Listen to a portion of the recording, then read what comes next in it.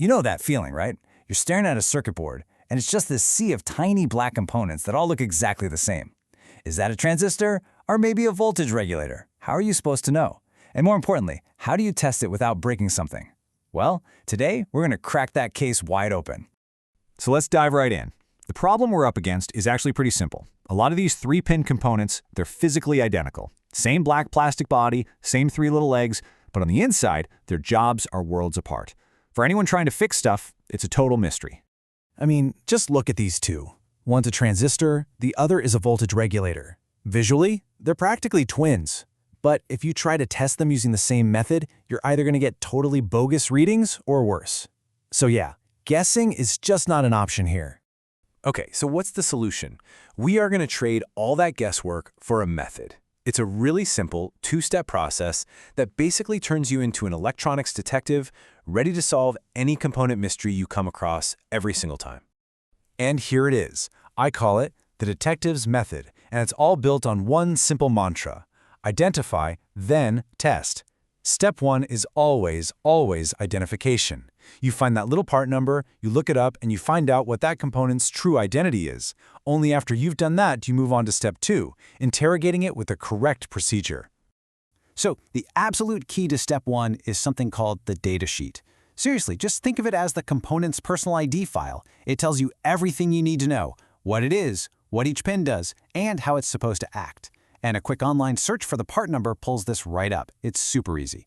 Okay, that's enough theory, right? Let's actually put this method to the test and get our hands dirty. It's time for our very first case file. We've got a component here that could be anything. That is, until we investigate. All right, every good investigation starts with a clue. And our first clue is printed right on the component itself. The part number reads K2611. Let's see what we can find out. So we take that number, pop it into an online database, and boom, we've got a match. The datasheet tells us our suspect is an N-channel MOSFET. And here's the crucial part: it gives us the pinout. Pin 1 is the gate, 2 is the drain, and 3 is the source. Now we can build our interrogation plan. Now that we know what we're dealing with, we know exactly how to test it. We'll set our multimeter to diode mode. The datasheet tells us for this component, we put the red probe on the source, that's pin 3, and the black probe on the drain, pin 2. For a good one, we should see a reading somewhere between 400 and 600. That number is basically the component's built-in health indicator.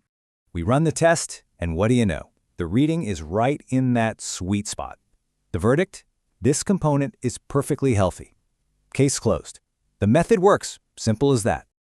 All right, on to our next case.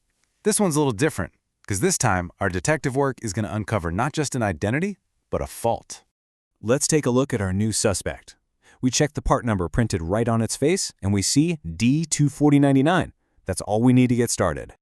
So it's back to the database we go. A quick search for D2499 tells us we're looking at an NPN power transistor. And check this out. The pinout is totally different: base, collector, and emitter. This right here is exactly why we never, ever guess. Now we know how to interrogate it properly. So we start the test following the correct procedure for this component. But this time, something's wrong. We get that dreaded continuous beep from the multimeter. That means we have a dead short between the base and emitter pins. There's absolutely no doubt about it. This transistor is toast. So the verdict is in: a faulty component. And this is so important. The detective's method isn't just for confirming that parts are good. Its real power is in pinpointing the bad ones, which, let's be honest, is usually why we're digging around in there in the first place. Okay, let's tackle one more. Our final case file is, you guessed it, another identical-looking component. But this one's a voltage regulator, and it has a pretty unique personality and a special trick for testing it without any power. First step, as always, run the ID. The part number is 7812CT. Our search confirms it's a positive voltage regulator. And, no surprise here, the pinout is completely different again. We're talking input, ground, and output. It's like a whole new language. So how in the world do you test this one? Well, there's this neat little trick. With your multimeter still in diode mode, you're going to place the red probe right on that middle ground pin. Then you just touch the black probe first to the input, take a reading, and then move it over to the output. The magic is in comparing those two numbers. Okay, first up, we measure from ground to the input pin. We get a reading of 557. Let's remember that.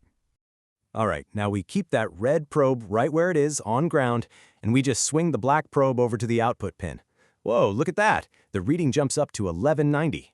Now, the exact number isn't really the point here. What matters is the relationship. The output reading is almost exactly double the input reading, and that is the signature of a healthy voltage regulator. This one's good to go. And just like that, in only a few minutes, we've gone from staring at a box of mysterious parts to having a clear, confident understanding of each and every one of them. So let's quickly recap the powerful new toolkit you've got. Look, the big takeaway here is super simple. Never, ever test blind. Always identify before you test. Remember, each type of component has its own unique interrogation method. Once you master this two-step process, it's like having a secret weapon.